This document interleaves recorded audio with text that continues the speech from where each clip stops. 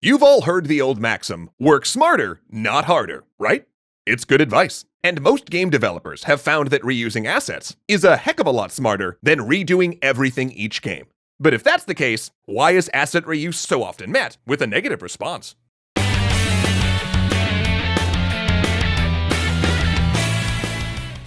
Want to learn how you can help support indie devs hit hard by the pandemic? Then stick around after the episode to learn about our Indie Game Megaphone initiative. It doesn't always make sense to scrap every asset your team has ever created when starting a new project. For instance, spoiler alert, we don't redraw every frame of me at this lectern for each episode, because if we did that, our artists wouldn't have the bandwidth to tackle any new art. Every episode would just be this the whole time. Fun. But for a long while in the game industry, this slash and burn mentality was kind of how games were made.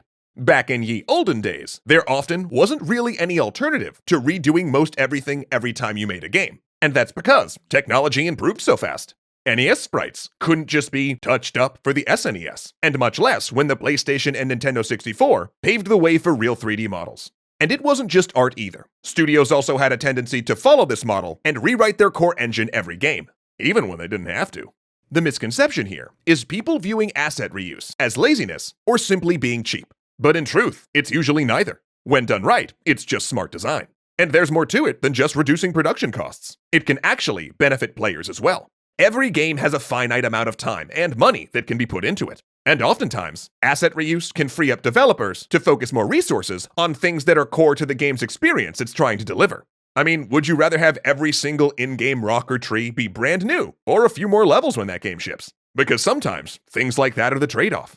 A great example of asset reuse done right in this way is the ever-fantabulous Fallout New Vegas. New Vegas is generally considered one of the best Fallout games, based on the strength of its narrative and role-playing aspects, which was only possible in its production cycle because of the time they saved using Fallout 3 assets. Had they spent all the game's budget on redoing every mailbox and doorway, there would have certainly been less meaningful game content.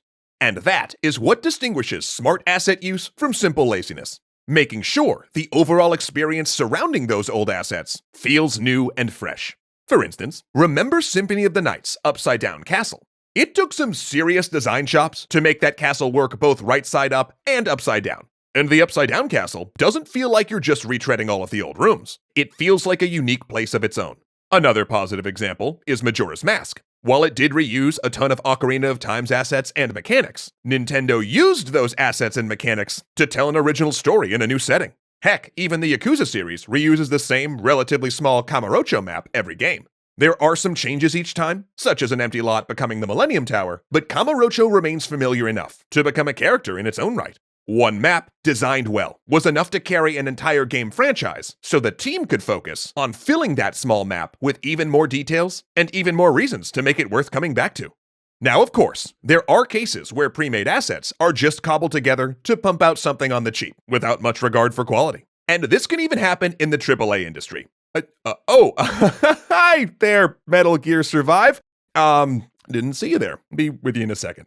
And while it's understandable how these instances could sour some people on other games that have reused assets, in these examples of lazy asset flips, the actual reuse of old assets is usually just one of many of the game's problems. For instance, if the mechanics are rotten, custom art isn't going to save it. Asset reuse itself is a powerful tool for game development, and not using it due to a few bad actors would kinda be akin to banning all carpenters from using hammers because one goober sometime used one to smash a hole in your wall. Also, the time and money required for top-tier production values these days can mean it's financially unfeasible for most game studios, especially indies, to throw enough money at each game to make every aspect of it totally new. And even if the studio did have the luxury to recreate everything for their next game, if that game was set in a similar style or world as the previous one, that would just be a colossal waste of valuable time. They could be finding new things to do with those assets instead. And we're not just talking about sequels here. When treated with care, studios can leverage their existing assets for spin-offs and entirely new games. Captain Toad's Treasure Tracker was not only much cheaper and faster to make than the game it spun off from, but it sold at a lower price point as well. Heck, even Hearthstone, back when it was, young and innocent, reused art assets from the old World of Warcraft TCG, which allowed them to focus more on gameplay on a tight initial budget. We're now in a day and age where assets from last generation's consoles can more easily be used in modern games with a minimal amount of reworking. I mean, just imagine how many cool things could be done with the vast library of assets most companies have built up. Sam still remembers playing a mission in GTA 4 that took place entirely inside a dilapidated, fully rendered motel. And the whole time he kept thinking, you could make a Silent Hill out of this.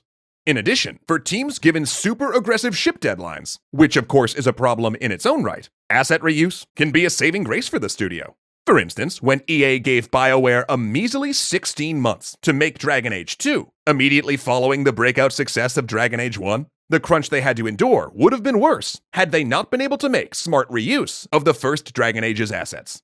So as long as it's not done just to make shovelware, and it's used for the betterment of games and their developers, asset reuse means less time has to be spent on redoing old things, so more time can be spent on the new, innovative aspects of our games. But what do you all think? Can asset reuse in the current gaming climate be harnessed for the forces of creativity and innovative design? Or do you think that the good ship asset flip has not only set sail, but is running straight into the harbor? Let us know in the comment section below and keep the conversation going. Just please, no reposts, unless you innovate them. Indie developers have traditionally used shows like GDC, E3, and other gaming conventions to showcase their games, make deals, and get people excited for their titles. But now with the cancellation of these events to preserve public safety during the pandemic, many of them have been hit particularly hard. So, we here at Extra Credits are putting out the call to devs affected by these cancellations to send us info on the games they were planning to show. And we've just begun setting up a list of these games with short descriptions and links to help raise awareness in hopes more eyeballs find them during this tough time. So if you're interested in helping indies get the word out, or if you're an indie dev who's been affected and would like to add your game, we encourage you to check out the Indie Game Megaphone list at the link below. Legendary thanks to O'Reels1, Kyle Murgatroyd, Gunnar Clovis, Dominic Valenciana, Casey Musja, and Ahmed Ziad Turk.